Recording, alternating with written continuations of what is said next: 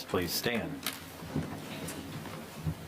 I pledge allegiance to the flag of the United States of America and to the republic for which it stands, one nation, under God, indivisible, with liberty and justice for all. All right, Mike, would you take roll, please? Sure. Chairman Fox, Here. Commissioner Mayer, Here. Trustees McMullen, Here. Commissioner Grissom, Here. Commissioner Murphy, Here. Commissioner LaRose, absent, and Commissioner Mitchell here. All right, thank you, Mike. Next up, item 4, approval of our agenda. So moved. Support. Motion from Commissioner Grissom. We have a second from Commissioner McMullen. Any changes? All those in favor say aye.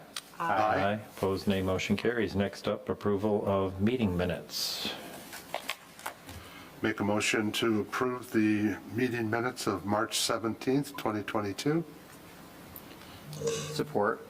Motion from Commissioner Mitchell, second Commissioner Murphy. Any changes to those minutes? Hearing none. All those in favor say aye. Aye. Aye. Opposed, nay. Motion carries. Item 6, call to the public. We will close call to the public since no one is here this evening and move right on to item 7A. This is site plan PD application number 22-004. It is a plan development concept plan for the Heartland Senior Community, a single-family residential planned development. So what we'll do is have our planning director introduce the project, then you guys want to come up.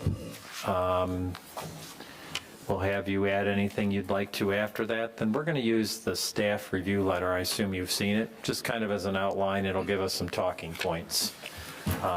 So with that being said, let's turn the meeting over to Troy. Thank you. Let me start off by sharing where this is located. This is a zoning map of Heartland Township. And if you were at our primary intersection of US 23 and M59, this property would be east of that intersection down M59, just past Arena Drive on the north side. This is where we have the Bellavita project under construction, and they are in the far back of this, in the northernmost portion of this property that you see right here. So they're just north of Bellavita. They are, I'll call it 9.5 acres in area. And as you can also see here from this zoning map, it's zoned CA, conservation, agricultural. The future land use map designation for this, it's in the multiple family category.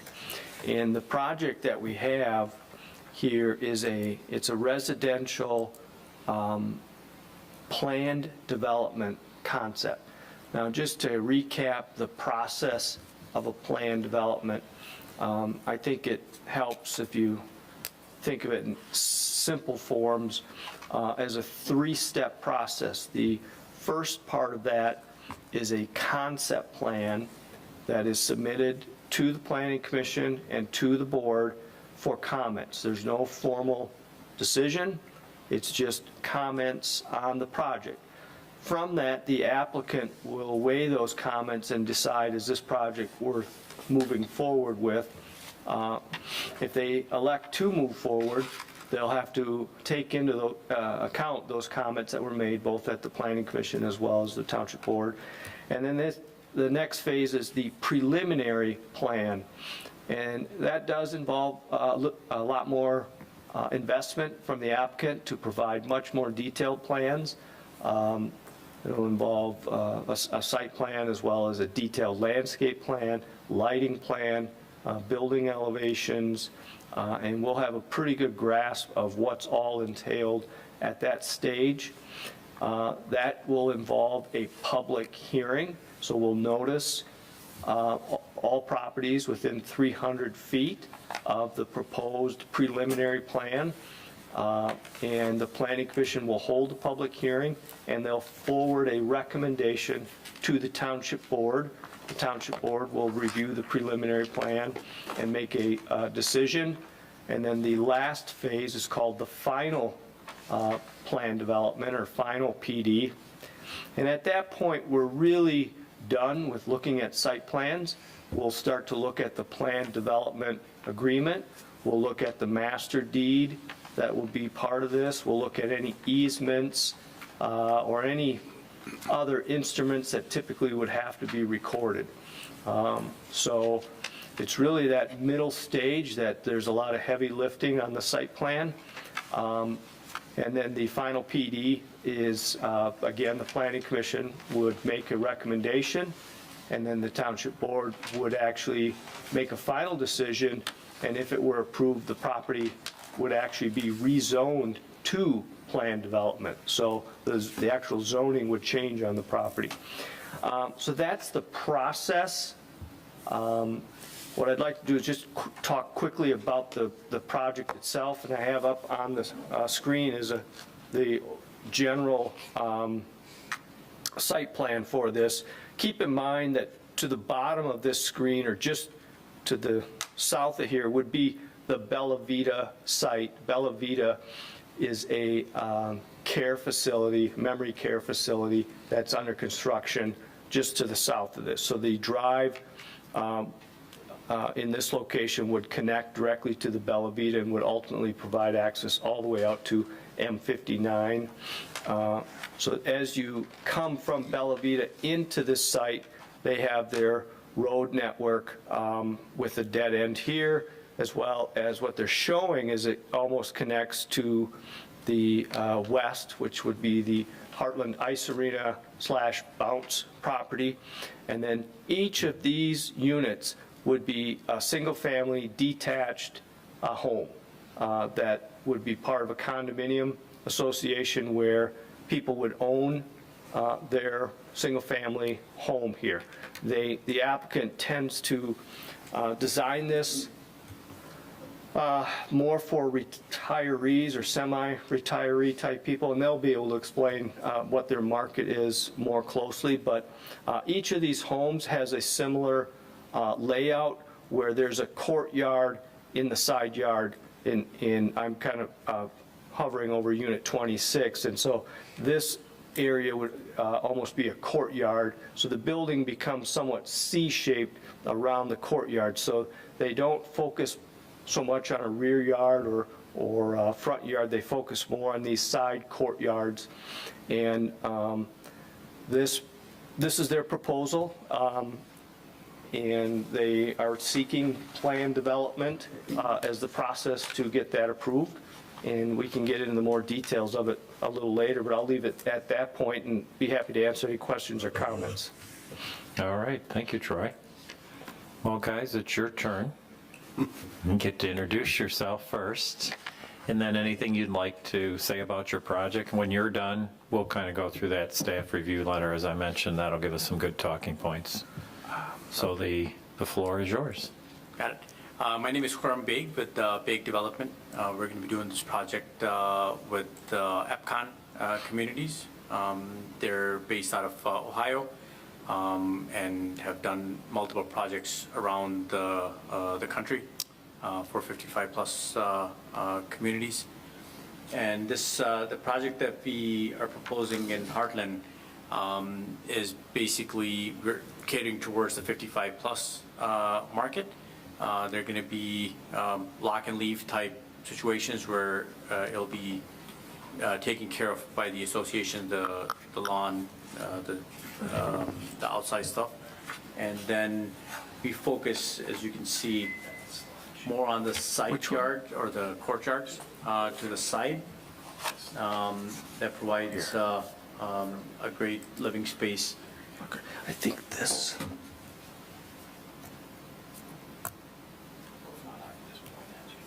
Okay. I'll let Steve take over from here.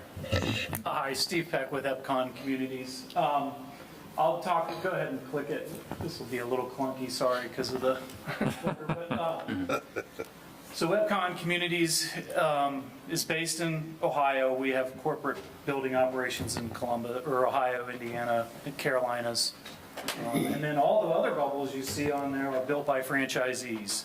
So we are one of very few home building companies in the country that are a franchise operation. So Karam is our local franchisee. We have another group coming to Detroit up in the Oxford area in next year as well. So Detroit's a little bit new to us. We have done some communities in Michigan previously.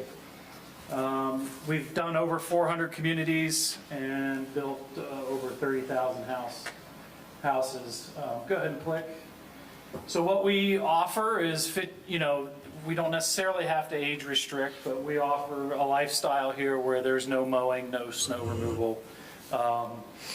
And the maintenance is taken care of by the homeowners association or / condo association in this case. So that's kind of what we sell, lock and leave. Go ahead and click. Again, there's the property kind of blown up. As Troy mentioned, it's projected or in the land use plan, future land use plan for multifamily. And then what we've got to look into and what we have the engineer here as well, David, and so as this kind of evolves, we'll start looking at what we can do in that natural area in terms of trails, because our buyers are obviously interested in that exterior, taking walks, those type things. This community is a little small for pool, clubhouse, pickleball, but we may look at potentially doing a pavilion of some sorts, but that's going to kind of evolve as we get into this. Again, this is single-story living, 2 bedrooms, 2 baths, standard on the first floor. These are slabs. There is an option to add a 3rd bedroom and a loft upstairs.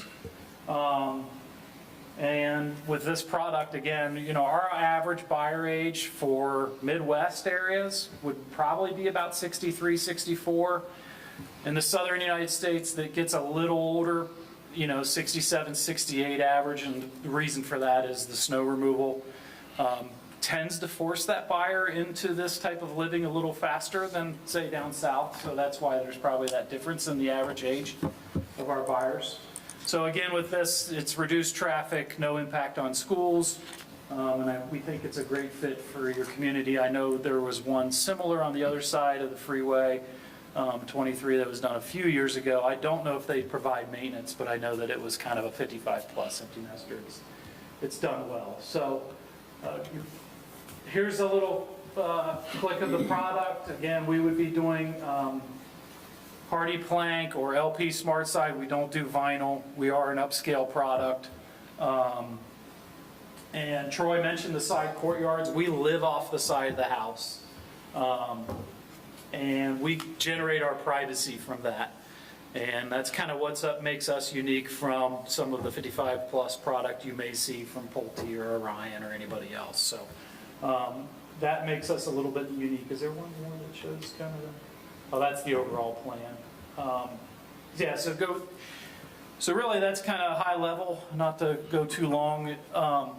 I think I should mention that we've just recently, if you want to go to the plan now, I guess it makes some sense. We've just recently gotten our wetlands flagged, which is the dashed line. Kind of cuts the corner. Kind of cuts the corner. And as well, we've gotten our soil studies back in order to evaluate the stormwater.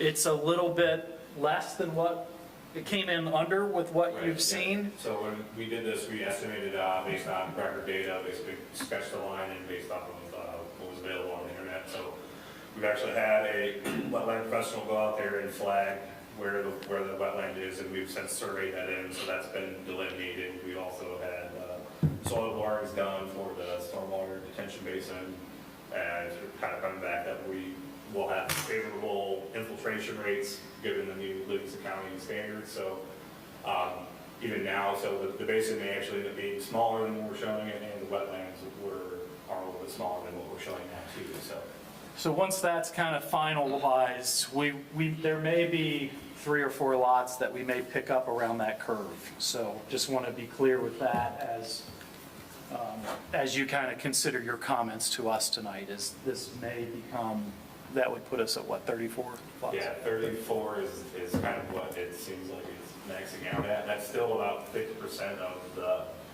allowed density on a site this large. So we're still, without any density bonuses, we're still way under the density of it at 34 units. So the sidewalks are shown. Again, standard setbacks, we don't like, these are 2-car garages with 2, and we'll have a full 25-foot or 20-foot setback to where a car can park in the driveway, or 2 cars. From the face of the garage to the back of the sidewalk, we have 20 feet shown. We'll able to park a car inside the garage as well as outside in the driveway. This plan doesn't show it, but we actually are also showing sidewalk around the center of the site as well. So there will be a walkable, accessible route to and from every unit in case, how people mingle and things with their neighbors. And I think that's it. So happy to hear your all comments or questions. All right. So what we'll do is take a look at that staff review letter that we have dated April 7th.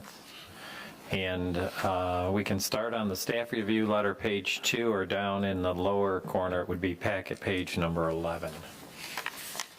So at least mine came up 11. Did yours come up 11? Yes. All right, we're good. So as Troy mentioned, this is a pretty casual thing. There's no vote at the end of this. This is just feedback. So I thought what we'd do is what we've done in the past. We'll just take this review letter. These will be talking points. Certainly, if we don't hit something when we get to the end, anybody here want to ask additional questions, make comments, that can be done. But if we look down on the bottom of page 2 under Proposed Concept Plan A, generally, as Troy mentioned, there's 9.38 acres. The plan development is a 20-acre, typically minimum. Troy, we've mentioned this requesting the waiver. I see there's one on the desk. For commissioners who aren't familiar with it, it's not uncommon that we've had this happen. We have several of them in the township. The benefits of developing under a PD in something less than 20 acres, you usually are asking for the waiver. So you've got that here. It's something the board will discuss and decide if it's something they want to do. So if I flip on over to page 3, big thing that I see on this page right now are some of these setbacks. Any comments on it? You can certainly bring it up again as we get to the end. What is the typical setback for multifamily in our ordinance? Is it a 5-foot side yard, or is it different, or? No, I think multifamily buildings, keep in mind there's many units in a building. I think they are 20 feet. They typically would keep those apart. You could have single family, if you look, since these are single family residential units, it is possible on a single family lot that you could have a detached structure on your own lot. That's a 10-foot setback. Okay, so that's kind of the minimum typically we Yeah, allow that's the in our minimum. ordinance. That 10-foot setback almost acts like a 1-hour firewall separation. I'm not really an engineer, but so I've been told that as you get closer, and if you attach a garage to the house, it requires a thicker drywall to also help insulate that. So if it's detached, you typically want at least 10 feet or some thicker drywall to help protect. It's not going to prevent, Sure, but gives you a little time. yeah. Yeah, and as typical with the PD, we have the ability to vary those types of yeah. things. Kind of a trade-off here. You can accept the lesser if you like the product, if you like some of the features, the amenities, whatever they're proposing. We have a benefit or an opportunity here with the PD to accept a 5-foot setback. And there is the fire department letter, I think. They might talk at that also. I think I might have noticed that regarding water in the area. Fire Yes. hydrants, yeah. You have a email letter from the fire authority raising concerns with these buildings being effectively 10 feet apart. And they have, and that's been shared with the applicant as well, they have suggested they would be interested in each of these units having a fire suppression sprinkler system in them.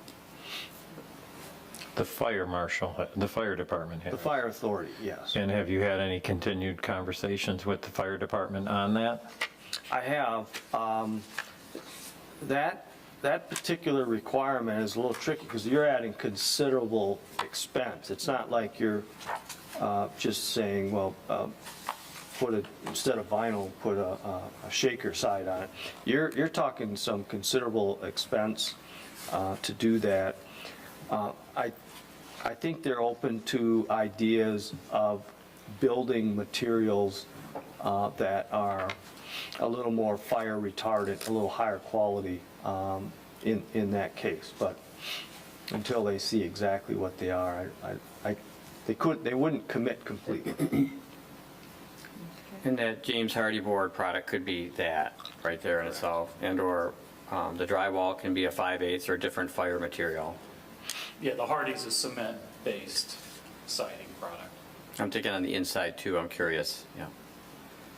Well, I'll add the comment. Previous township boards have not been in support of fire suppression in single-family residential homes. There certainly are other board members now. But you will chase this and every other development of single-family homes out of this township if you require that. If we want to talk about the cost of building a house today, let's just go ahead and throw that in there. It's also a risk of being a senior living. I imagine that a lot of the homeowners are going to go off to Florida or where have you for the winter. The heat goes out, pipes freeze, and you've got issues. Yeah, I would say about 40% of our buyers would be snowbirds. Okay. As I mentioned, the density, I guess, are there any other questions on that? Because I had flipped my page, sorry about that. So I'm already on page 4, jumping ahead there, and item B is a proposed density, as they had mentioned. They're about half of what could potentially happen here. This parcel being future land use stat, multiple family, could be apartments. Could be condominiums, attached condominiums, or something along this nature, but could receive a density up to 8 units per acre, and they're down around 3.13. So, any comments on that? Thoughts? Well within? Item C, public road access, as Troy had mentioned, Bellavita Drive, connecting to M59.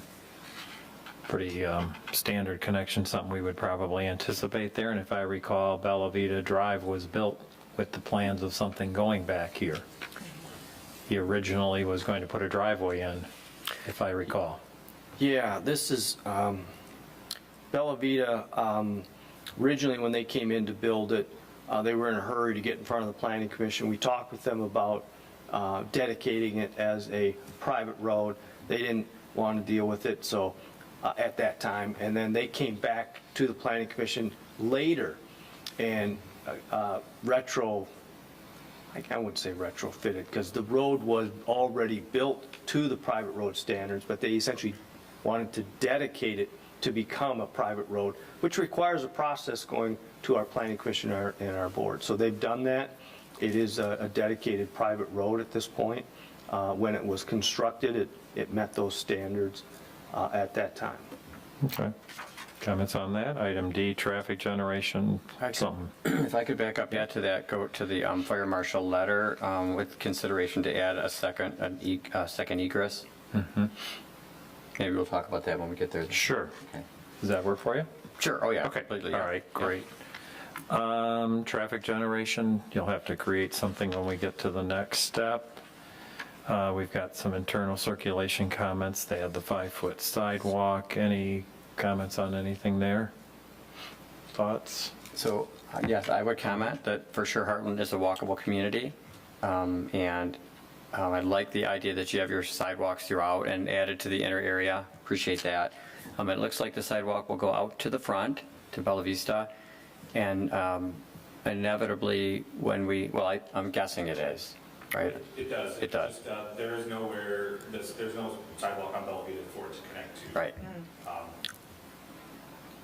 So that, you know, if that's going to be something that does happen in the future, or we could eliminate it so it's not a sidewalk to nowhere, it's kind Right. of really meant to be walkable between the units as a community, since there really isn't anywhere to walk to from there per se, as of right now, but it's just a, you know, 60 or 70 feet sidewalk. Right. It's the as of right now thing, yeah. It's showing it right now, yeah. And so my thought, just on the notation of a possible egress to the west, that, you know, there's developments that are going to go on Arena Drive. So a sidewalk along that egress route, if there is one, would be something that I would have interest in. Okay.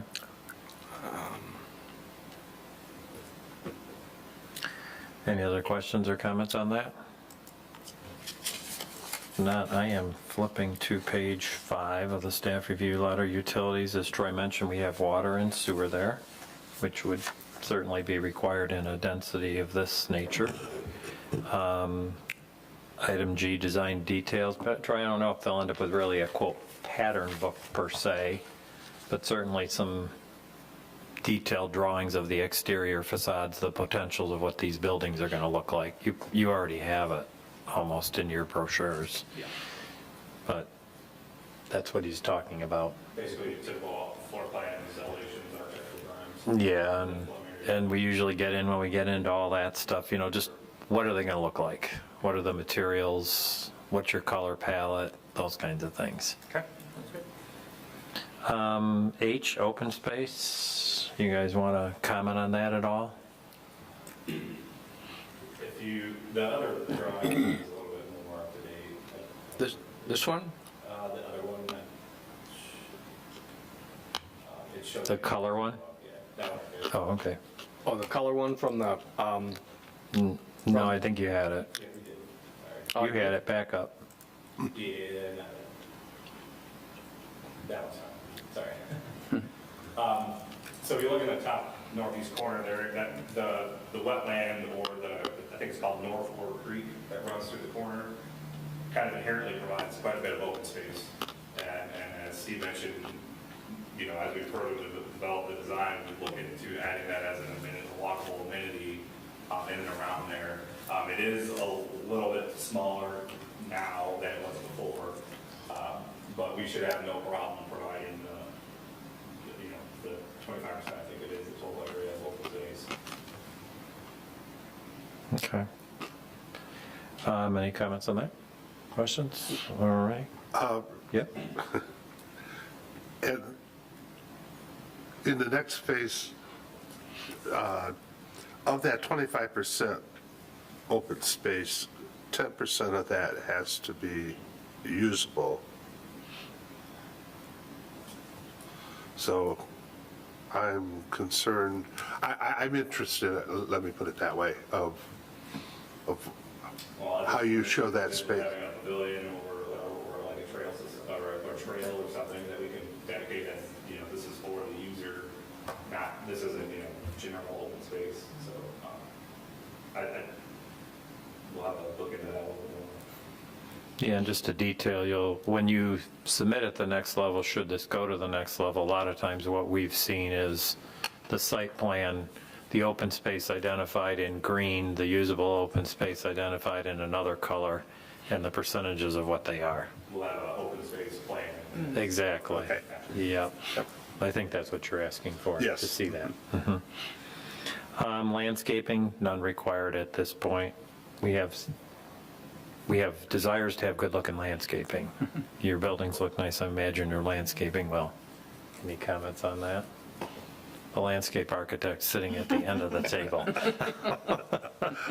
Just be prepared for a good review. Right, Sue? I like where you have your sidewalks, you've got ample room to get street trees. That's been our latest mission. Looks like you do that. You've got room for them, and it's We would not all typically utilities. have, our standard package would be Yeah. some sort of street Street tree and an trees. ornamental near the house. Yeah. Yeah, we've run into a problem where they get the utilities in that swath, and they can't get the trees there, so that's just something that we would look for, to get the street trees between the curb of the road and the sidewalk. If you guys could do that, we think it really helps with just the environment. Yeah, we would look into either running it closer to, to the right-of-way edge, underneath the sidewalk paths. Thank you. Something like that to keep that cruiseway. So That would be great. I'll read that.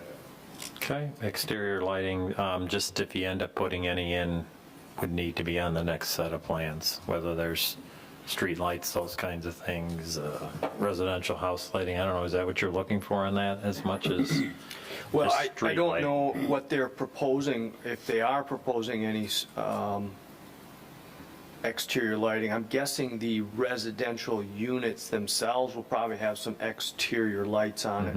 Historically, with single-family residential units, we have not applied our lighting requirements to those type of light fixtures.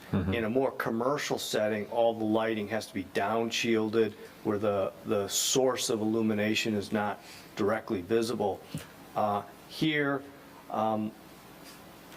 it might be a slight variation of that. I'm sure the lights on the garages, if you will, would be visible, and they may want to do, if they do street lights, they may be the type that has a source that's visible. Those would be things that I'd enjoy getting some comments from you on how you feel about those things. But they didn't have any proposal. They aren't required to have that stuff. Yeah, I was going to say, that's not required. If that's part of your plan, just make sure it's included on the plan you submit. Do you guys typically do street lighting for the elderly with the vision impaired elderly? As I'm getting there. Typically, we would do them at least at the intersections. Yeah, just, okay. But even on this, knowing how streetlights lay out, that's probably all you would do anyway. Okay. Otherwise, we're using the coach lights on the houses themselves. And, but it depends on kind of the municipality, and Sure. it varies. We have no requirement for them. Some would like them, some wouldn't like them. So I guess it's up to you guys to provide your plan, what you would like to propose. Okay. Yeah, modern lights are so great that the ones on houses, if you have across the street, both have lights on, like the whole street's in. Yeah, well, particularly, yeah, exactly. The way these are lined up, I think that would probably happen.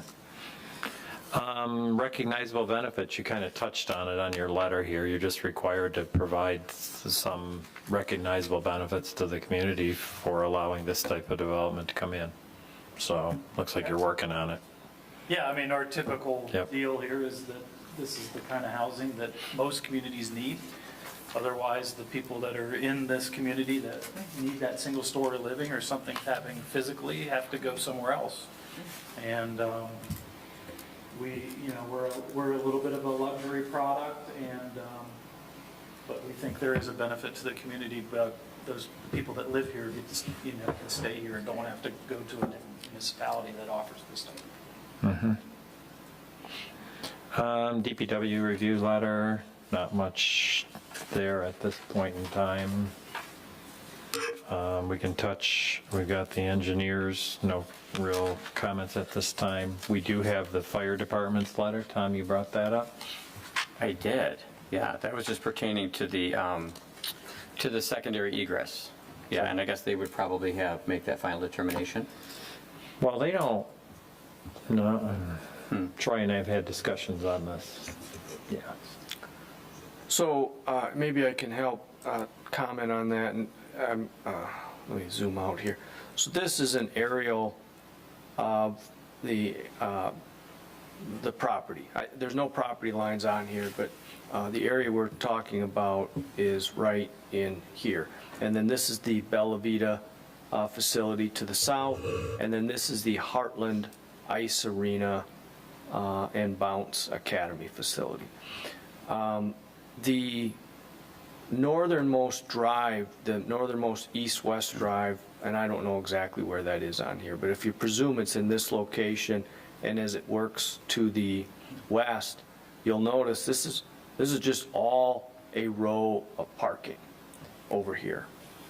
And wherever that connects, this applicant will have to communicate with this owner about the availability of creating and I think that email talks about an emergency. So it might be that it's not permanent, that it's not open all the time, but in the event that this connection here is blocked or something, that there's another way to get out of there, is what I think the fire department's getting to. But there's some work that this applicant has to do.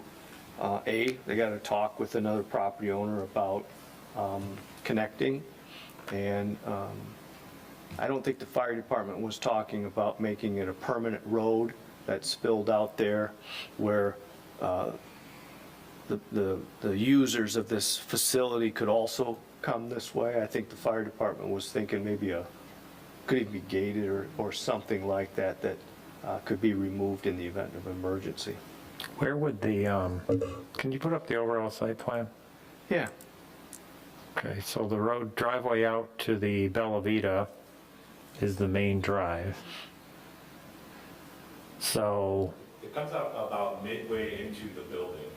We have that building kind of drawn in on our updated topographic survey. So if you see where, the road goes, basically would be about midway to the building. Once we get it on there. And this is that was the northern road that we're talking about? The one that runs east-west. Yeah, so if it is necessary, and it would only be for fire, marshal reasons. well, They use the southern road if they had to with a gate that would be, maybe a lockable, because we've done that in the township and other I areas. guess my question would be, Bellavita's sitting there with like 100 patients, customers, clients, and they don't have a secondary access. Most of which probably couldn't do much to get outside of the building, let alone anything. So could you put the site plan up again of this proposal?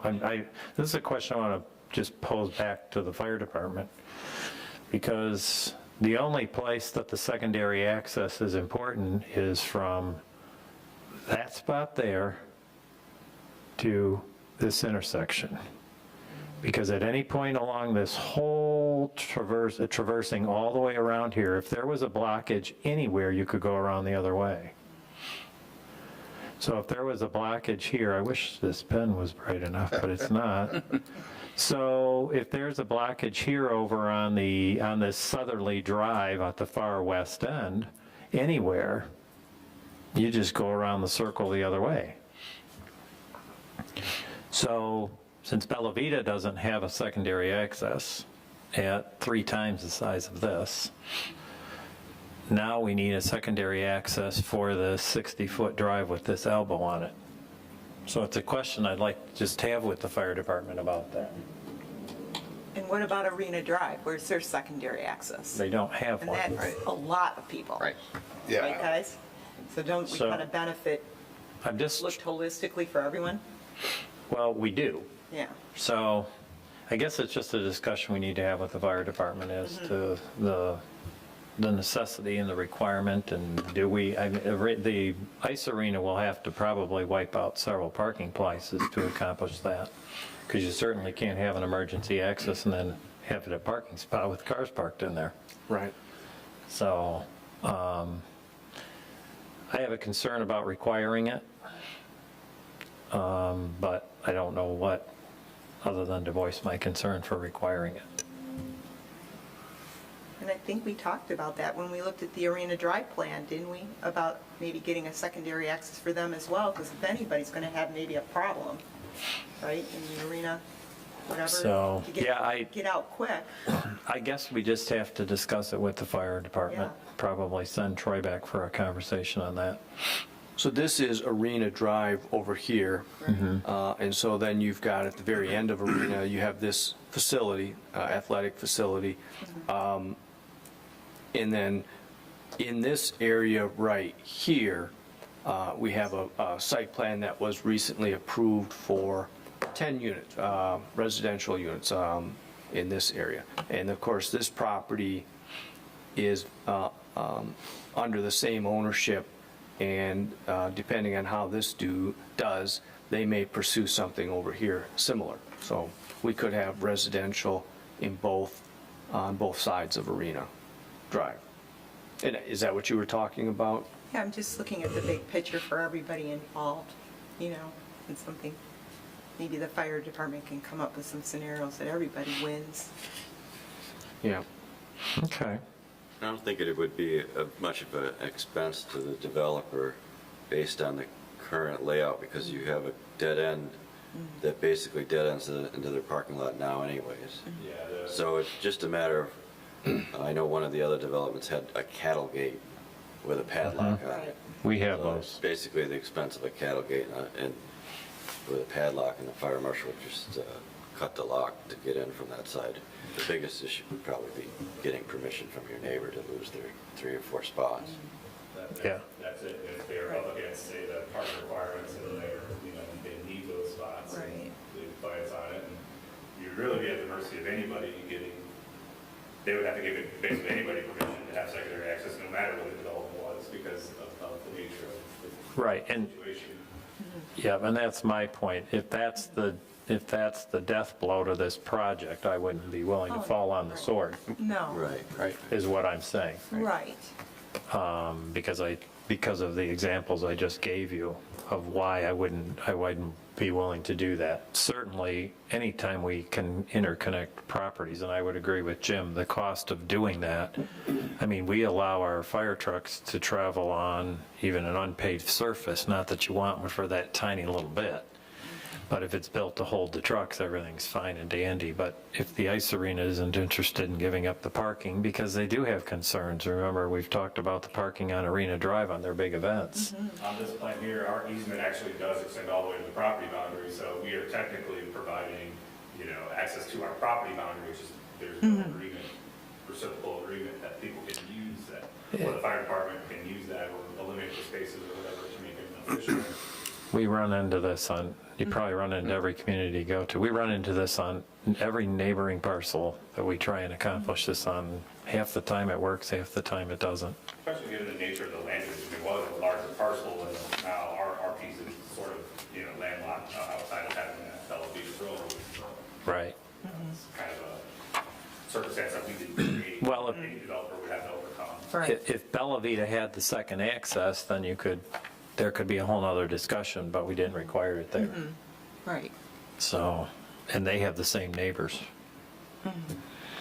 So Okay, if I can, go the ahead. question I had earlier was the farthest north, this route here, the east-west route, that does come to the property line, that's the one that kind of runs into the center of the building, correct?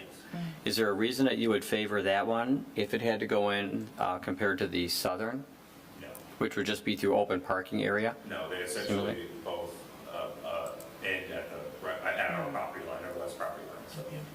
I'm thinking the one to the north, if it is in the middle of the building, the fire marshal probably has turning radiuses that are necessary for a Right. fire truck to make the turn, Right. which might be really hard there. And those spots could be Good more in point. demand for patrons at the arena compared to the southern. Right. Good point, Yes. good point.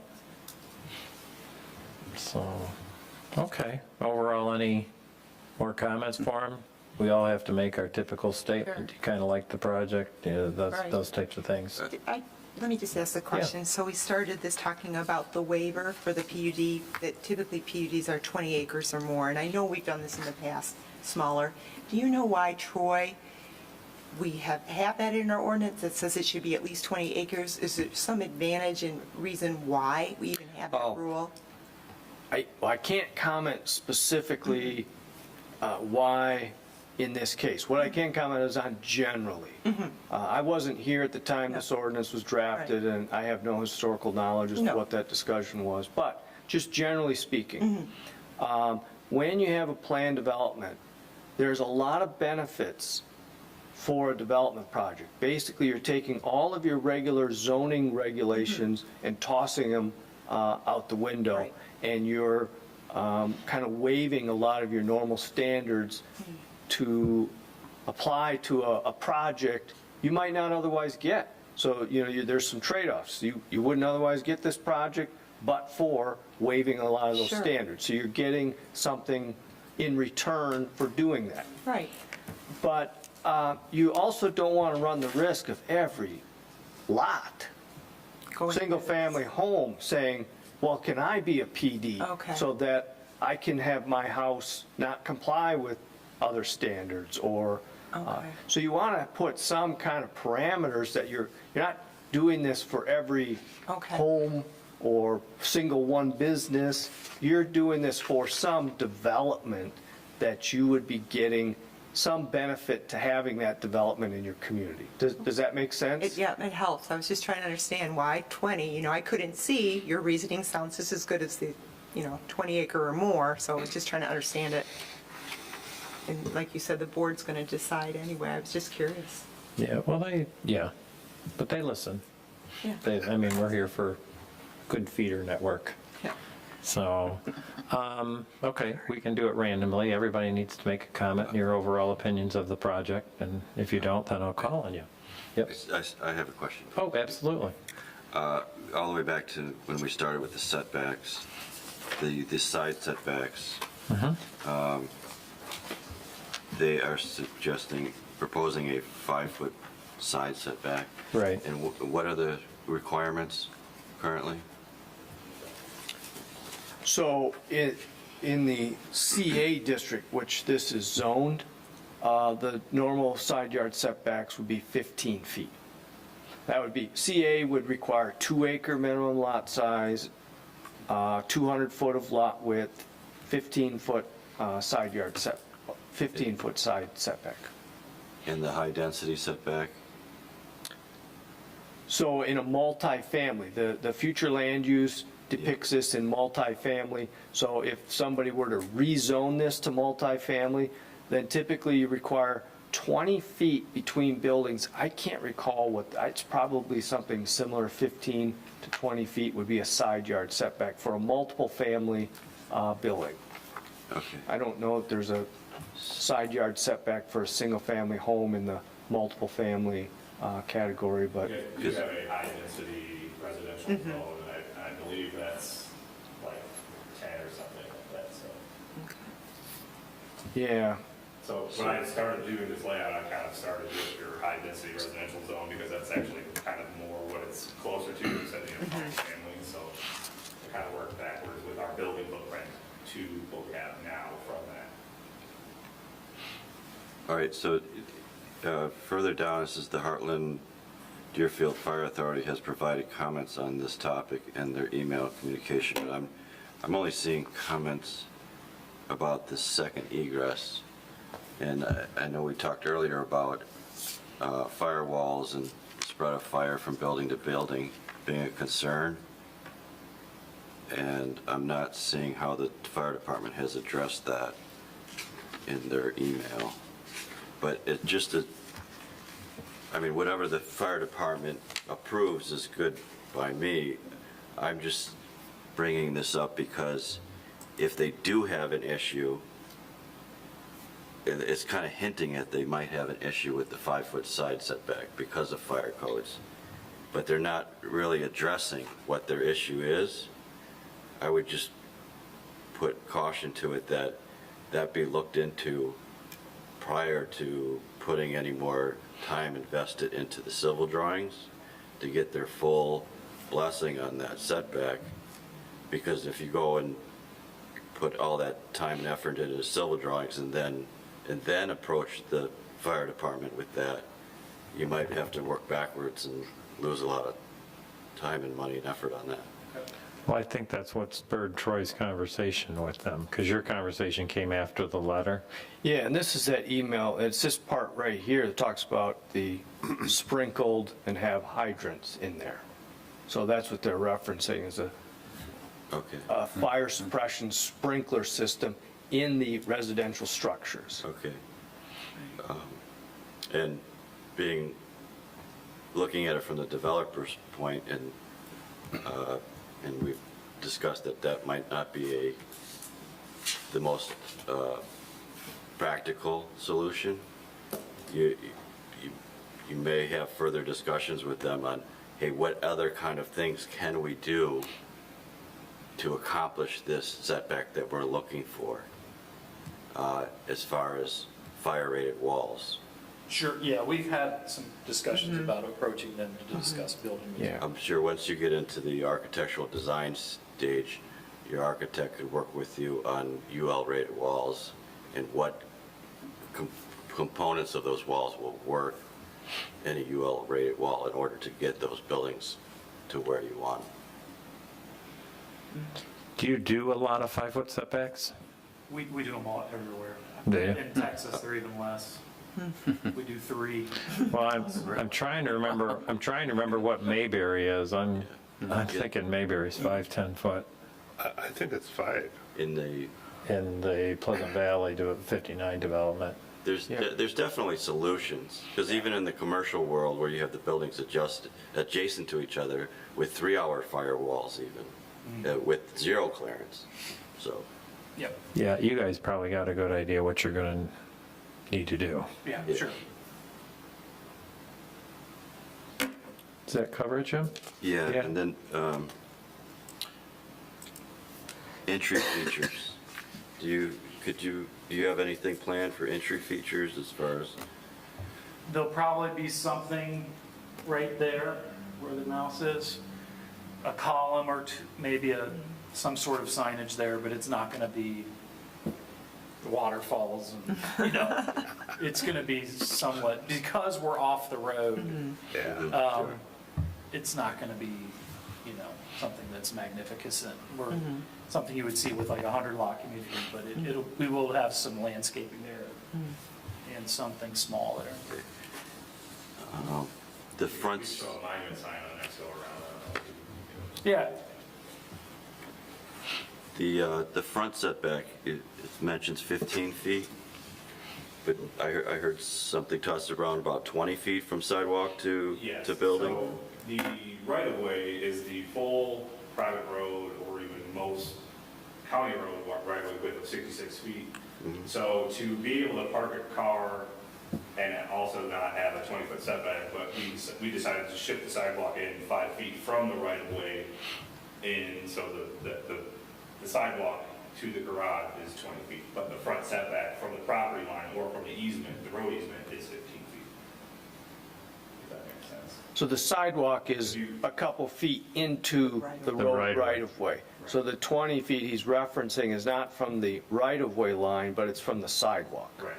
So traditionally, your sidewalk is about 1 foot into the right-of-way. Right. Right, Yeah. so instead of 1 foot, it's 5 to provide that 20-foot space. What does that leave between sidewalk and curb? You kind of see it there, it's about, it's more than 5 feet, it's like closer to 8 or 9 feet. So I could, As opposed to, if It you would've didn't been- move the sidewalk, what would it be then typically between sidewalk and curb?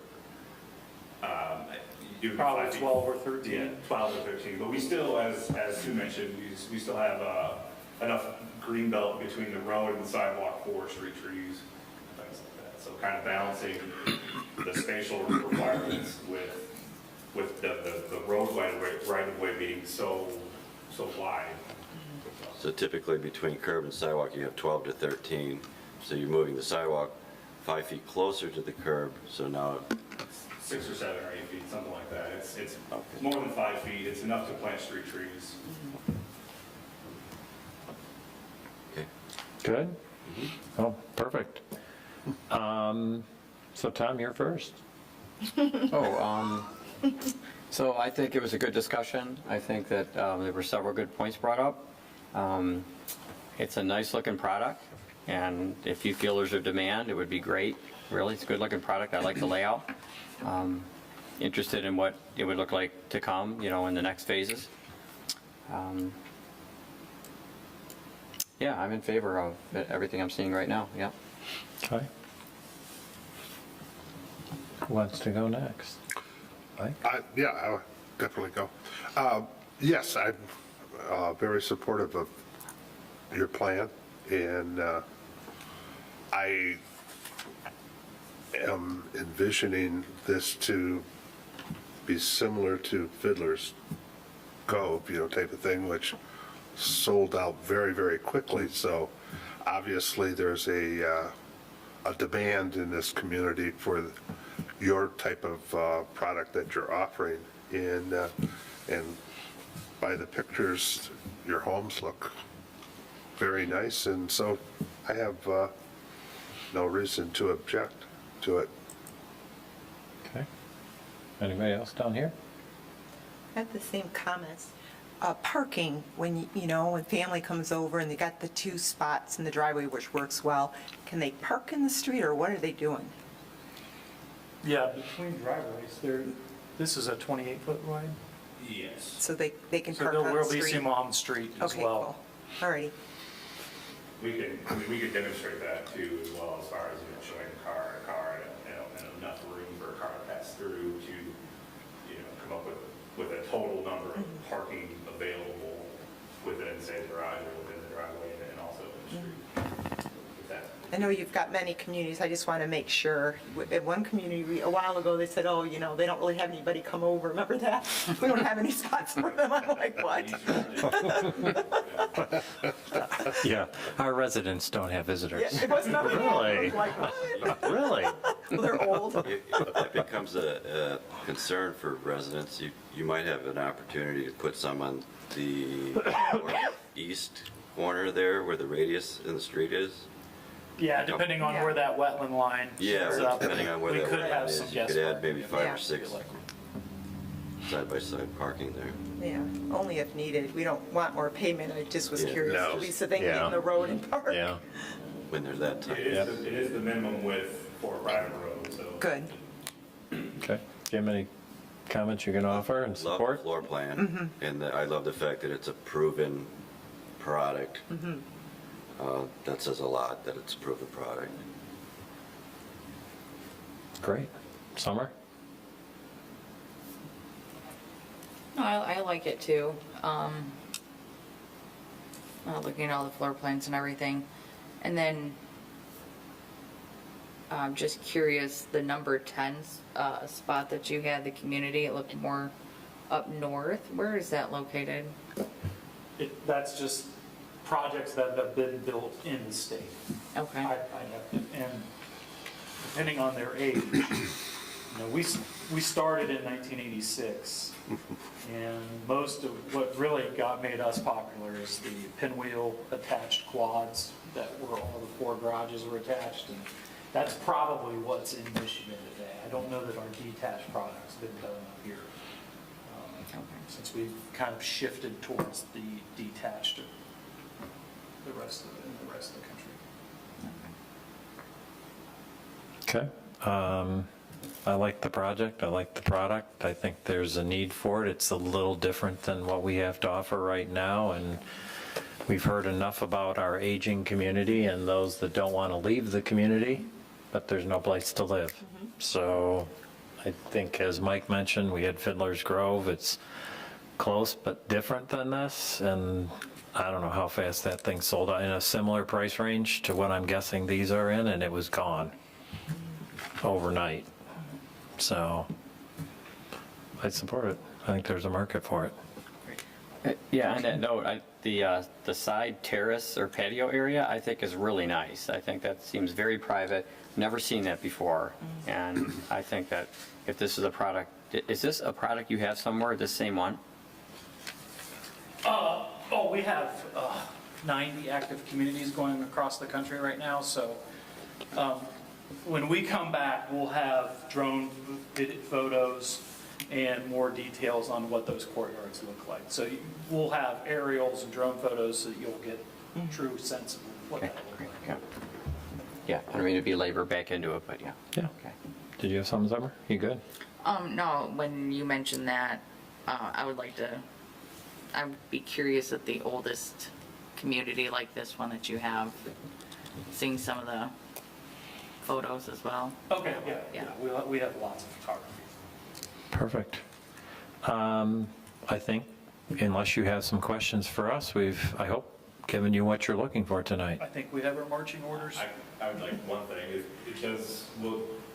when could we get a formal letter from the fire department with these issues so that we could address it as soon as possible, or can we get that email and we could reply to that email to kind of, sort of, Troy, could I suggest, their concerns of- you guys are fairly close. Could I suggest maybe a meeting between staff and the fire department and you here? We to go- would like to do that as soon as possible, because the fire department is usually the hard one to please, so. I think on something like this, it would be better suited. I won't be at the meeting to be in person versus exchanging emails. Yeah, I don't think they have any idea what you're proposing for building material. So they're just looking at this and they have those concerns. So I think it'll probably be worthwhile. We can talk probably next week about setting up a meeting. Just another comment. I don't think it came out, but I had this conversation with them. Just so you know, these are owner-occupied units, and the owner becomes responsible for the structure itself, the roof. So if the roof needed to be replaced, that would be on the owner, or some of the exterior stuff. But then just beyond the exterior, like the lawn and stuff, is part of the association. Is how they have this set up, so that instead of paying an association fee that would contribute towards a future new roof or new windows or something, an owner isn't contributing money into something they'll never get a benefit of. So they'll let the next owner deal with the roof, so to speak. Okay, great. Yeah, glad you mentioned that, because I wasn't under that assumption. I would have assumed that what was on the inside was the owner, and what was out like a typical condo agreement. So that's good to mention that. Perfect. Well, thank you for coming tonight. Thank you for considering Heartland, and good luck at the board. Okay, thank you. All right, gentlemen. have a safe trip home. I'm looking to get you on the first meeting in May. Matt, okay, thank you. Yep. All right. Next up, item 7B, site plan application 2205, amend the 7th amendment to the Heartland Town Square Plan Development Agreement. This topic is best served by Troy Langer, walking us through it. All right. This is an amendment to the Heartland Town Square Plan Development, and let me kind of show you where that is located. Again, if you go back, this is a zoning map, this being US 23, this being M59. The Heartland Town Square is right at this intersection. It's in the northeast quadrant, if you will. It is this property in the white crosshatch configuration. It also extends out all the way over to Clark Road. So this is the Heartland Town Square. Some of the buildings in there you might know are Meyer, Imagine Theater. We have some restaurants in there. This development was approved as a planned development. And you can tell by this being the 7th Amendment, we've had a few amendments along the way, but the 7th Amendment was done to accommodate some drive-through businesses. When this planned development was done, the thought was they didn't want it filled with drive-through businesses. They wanted to kind of create something maybe a little better than that. And as time has gone on and lifestyles have changed, the necessity of drive-through businesses is, quite frankly, it's just a reality. And the 7th Amendment was done to increase the number of potential drive-through businesses in this development. That was in 2019. It ultimately was approved by the Township Planning Commission as well as the Township Board. And then we discovered there's some internal issues with some of the property owners and the developer themselves, and there was some unwillingness to sign that 7th Amendment, and it was never officially executed. Although those internal issues did not necessarily rise to the level of not wanting new development. They didn't want to sign because they were hoping that would bring both of those parties to the table to meet and work through those issues. So none of those issues have anything to do with the township. They're having their own internal issues. So for the most part, from the township standpoint, we try to stay out of that, let them work that out. But yeah, we did not want to do anything that would halt or delay or prevent new development from going forward. One of the most recent projects we had was a drive-through coffee shop. And when that came up, they had an attorney on board who said that they wanted to work through with those property owners, and one of those was Meyer, and get them to agree to execute the Seventh Amendment. And ultimately, that did lead to some success of having Meyer agree to executing it, and then, of course, Ramco, which is now RPT. However, Meyer requested some slight tweaking from the original Seventh Amendment that was approved by the township in 2019. And no one person truly lacks the authority to agree to those amendments. That's a process the Planning Commission and the board need to approve. So that's why we're bringing this back. Meyer added some language in the Seventh Amendment about it only pertaining to the lots 10 and 11, which is where the drive-through coffee shop is, also increased for a coffee shop by 1. So that accommodates that drive-through coffee shop that we just recently approved. Just to let you know, there is an 8th amendment out there which totally eliminates all of the limitations on drive-throughs. We're still waiting for RPT and Meyer to sign off on that. It does require both of their signatures.